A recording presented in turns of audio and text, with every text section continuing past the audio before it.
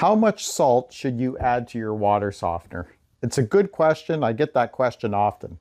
It depends on the type of water softener you have. I've only had the Kenmore water softener, but I've lived here almost 9 years now, and I can tell you what works for us by experience. For me, it was a trial and error kind of thing. So one day we got a salt bridge. Now, if you have a water softener and you had a salt bridge, you know what I'm talking about. So a salt bridge is something that happens near the bottom of the tank, and all of a sudden the salt goes hard. There's still some loose salt and water underneath that salt bridge, but you get like a hard level. Any water that comes in will be sitting on top of that salt bridge. Maybe a little bit more salt, but mostly be water or brine on top of that salt bridge. And you need to break that salt bridge. You need to clean out your tank that holds all your salt for your water softener to work properly. And that happened when we first moved to this home and we're first time using a water softener in our lives. So what we were doing wrong is we didn't know any better. We would fill up the tank full of salt right up to the highest number, which is an 8. So that's about right here at this level. And I think this is how it works. When you have that much salt in there, that creates a lot of weight. And you think about it, when the water comes into the water softener tank here to make a brine, and it's got all that salt in there, and now it's getting wet, and it just creates a lot of weight. And I think that's how a salt bridge starts to form. Also, there is a plunger in here inside of a long tube, and it's got slots at the bottom of that tube, right at the bottom of the tank.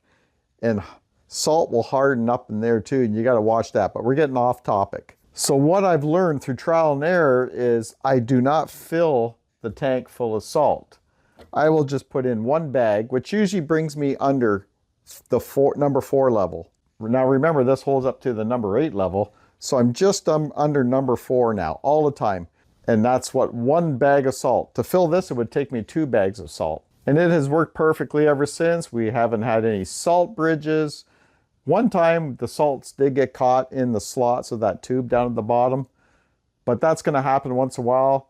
I just reached down in there and I swished it around. I cleaned it in front of those slots. Sometimes what I'll do is I'll wait till the salt gets to a low level, and I'll move it all over to one side. I'll show you in here in a minute, but I'll move it all over to one side as best I can, and I'll take this long tube out of here and I'll clean the slots. I'll clean up where the tube sits. I'll put it all back together, and it seems to work good. Like, it only happened one time. So out of 9 years, we've only had 1 salt bridge and 1 time that those slots in that tube has clogged up. I'll bring you in and show you this. Let me turn the light on in here. So we have a tank light. So right now, you can see we're at number 3.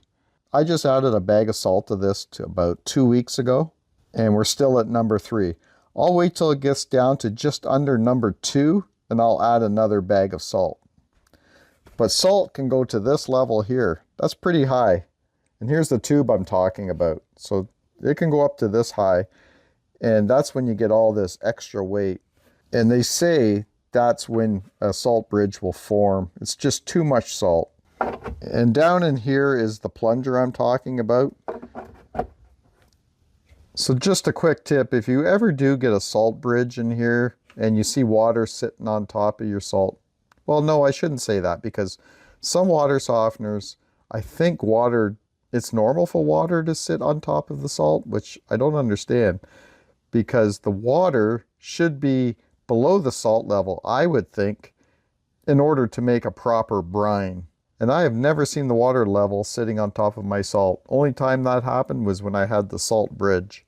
And what I did was I took all the salt out, I broke the bridge, I cleaned it all out. You could eat off this thing inside. I cleaned it out so well. And then I refilled it with fresh salt. I did a regeneration, and it's worked great ever since then. It's been years now.